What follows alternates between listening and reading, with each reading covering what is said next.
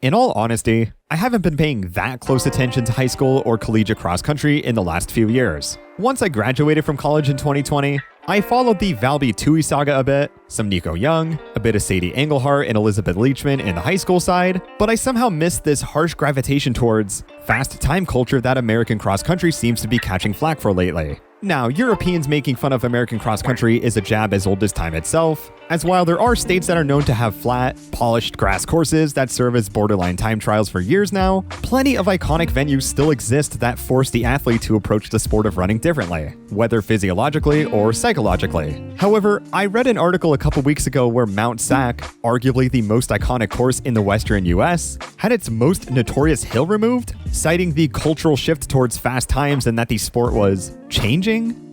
Like any other sport, we have to evolve. And unfortunately, cross country does too.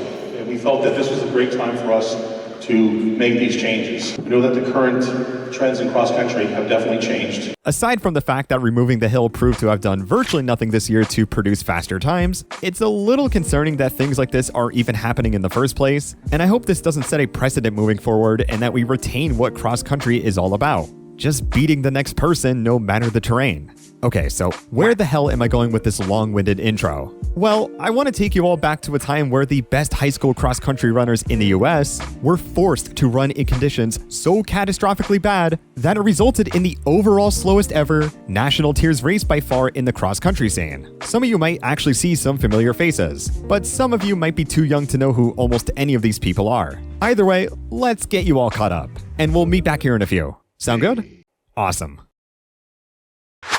To start off, let's take a look at the 2011 winners for Nike Cross Nationals. Footsom's Dennis Selassie took the title in a course record of 15:03. However, since he was a senior, he would not be returning to defend his title, and the next three finishers actually would not be coming back either, leaving Fayetteville Manlius's Nick Ryan as the fastest returner. On the girls' side, though, it would be a sophomore, Sarah Baxter from Simi Valley, who will certainly be trying to defend her title, as with another 2 years to hone her skills further, the returning junior from California was going to be incredibly tough to beat, especially since she was undefeated in one of the most competitive states in the nation. Now, past results aren't the end-all, be-all determinant of who will win the next year, but as we're going to see in the pre-natty rankings, it can show to be a solid indicator at the very least. XC rankings for this year are kinda sparsed out though, or are just missing during some weeks. DieStat, which traditionally has the more robust ranking system, holds their rankings by November 1st. And while MileSplit has some early ones listed, whenever I try to click this thing to see more, I don't know, it just doesn't work. So everything's kind of a mess, so bear with me here. I don't know, we could just blame FlowTrack or something, as you should whenever something goes wrong. Regardless, there was one theme on the girls' side that didn't change, and that was the fact that Sarah Baxter was still the best runner in the nation. Her win at the Woodbridge Cross Country Classic was a great start, but when she took on the prolific Mount Sac course, she dethroned Californian legend Amber Trotter's course record by over 15 seconds, running a crisp 16 minutes on the dot to do so. She then continued to dominate her region by breaking 16 at her section finals, and then won the D1 state title by 30 seconds to really solidify her presence as the top dog to look out for, with NXN coming right around the corner. The next closest candidate that would even come close to Baxter was probably Bronxville's Mary Kane, who recently began working with the at-the-time Nike Oregon project coach, Alberto Salazar. While her cross-country season this year wasn't all that active, she's still coming off of a legendary sophomore track season, as she made the finals at the World Junior Championships in the 1500 and even went on to place 6th there, among other crazy times she set during track 2.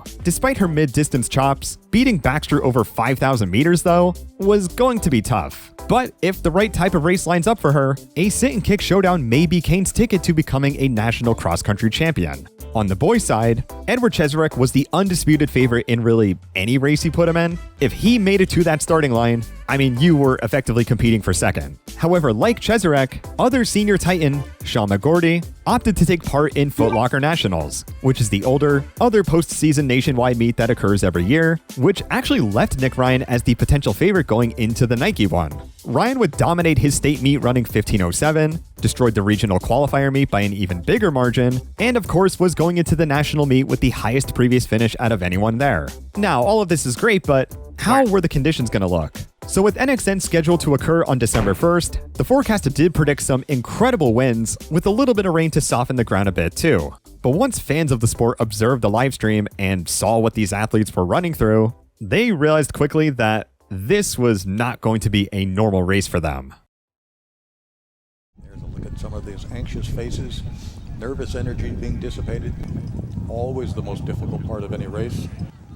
And we are off. Nike Cross Nationals 2012 in the girls competition.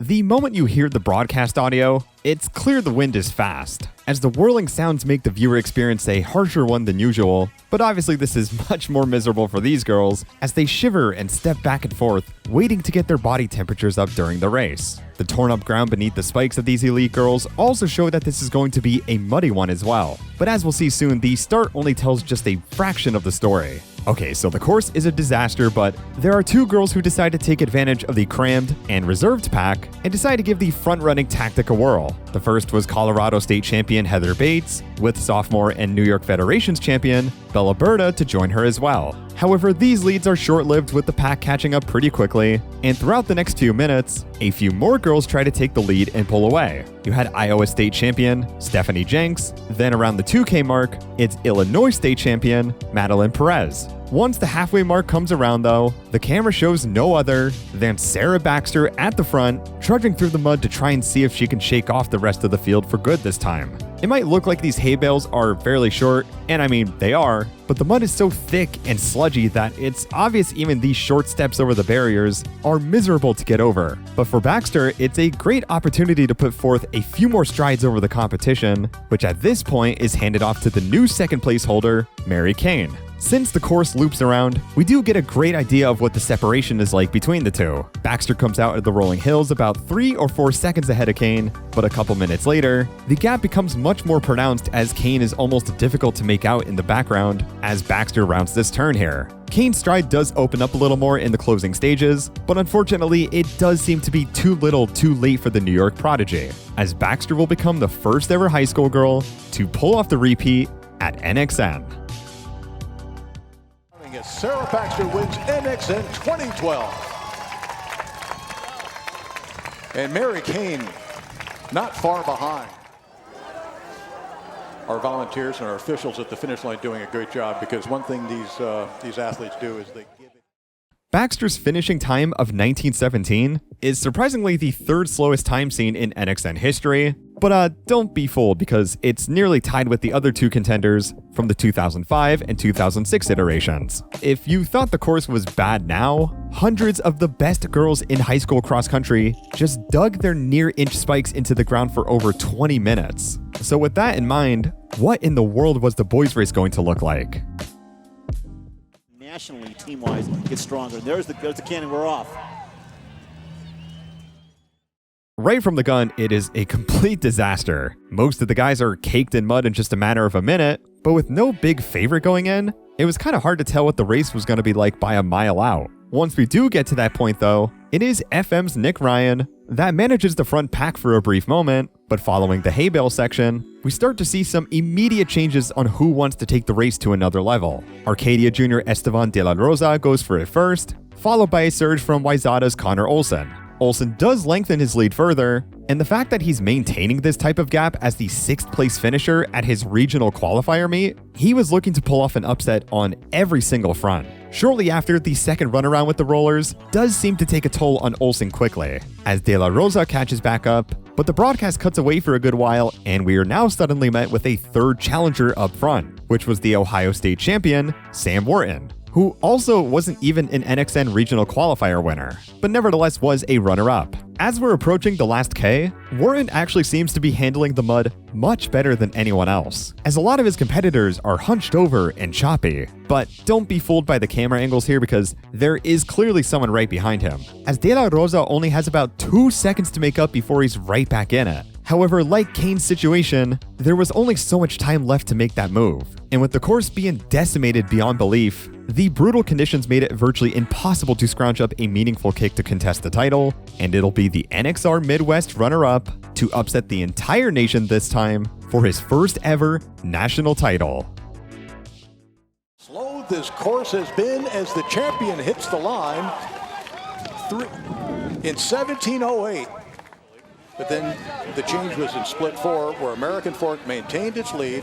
Arcadia, Wharton's 1708 is by far the slowest NXN boys race had ever seen, and really one of the slowest 5Ks you'll probably find across 99% of state tier meets too. To look at some more in-depth stats, between the girls and boys races, this is the slowest cumulative race NXN has ever had, as since then the conditions have generally been pretty solid, partially due to more favorable conditions, but more significantly, due to a completely different venue change as well, as the Glendoveer Golf Course remains to this day the prime venue for the Nationals meet, and gone are the days where hay bales and potential mud costumes would make their way back to the scene again. However, somehow this isn't where the NXN 2012 shenanigans end. In a thread on Running message board, Let's Run, numerous complaints were voiced concerning not just what the conditions were on that day, but how the conditions even ended up like that in the first place. Weather archives do suggest a bit of rain here and there, but anonymous posters were going as far as to accuse NXN organizers of pumping water onto the course. There were testaments from multiple posters of there being a water pump on the course, but this was mainly attributed to water trying to be pumped off the course towards the finish, not artificially making the course worse. Given how generally fine the conditions were most years as well, it would kind of be strange to oversaturate the course and artificially create conditions much more severe than any other year, but it is a really bizarre and kind of funny theory to suggest that Nike got bored and wanted to see what happened when you decimated a cross-country course beyond belief. Overall, NXN 2012 is a reminder that cross-country can weirdly shine brightest during its most grotesque days. The miserable sound of the wind pulverizing the microphones, and the athletes that try to fight every second of it, the mud slinking in every direction, into the eyes and spikes of the best athletes, and the progressive struggles they display as their forms fall apart at the thought of running another step in what feels like quicksand, it makes for a great watch. Probably not the most fun race, but definitely a great watch. It's dynamic, it's miserable, it's what cross-country can be all about. Maybe there is a cultural shift towards times, but personally I think the sport at its core is alive and well in the US. Like, not every course is Woodbridge. There are thousands of meets held throughout the year and throughout the country, where plenty of them fulfill their duty as embracing cross-country's image as a brutal, non-linear running sport. Even then, I don't think we should be just shaming courses like Woodbridge either, because, surprise surprise, kids clearly find it fun to run fast here and there, especially if they want an early season fitness metric for them and their coaches to go off of. However, I do find myself coming back to this specific race now and again, because it is the only time we've ever seen a national tier race this slow, and a weird case where the stars misalign, I guess, and force the athletes to adapt or to maybe shine when the environment is fighting against them for 5,000 meters. Will we ever see a race with this bad conditions again? I would wager likely not, at least not at a national tier meet. I feel like the preventative measures we take nowadays are much more efficient, but who knows? Mother Nature seems to like to troll cross-country runners on occasion, and that occasion could be the most important meet of the year.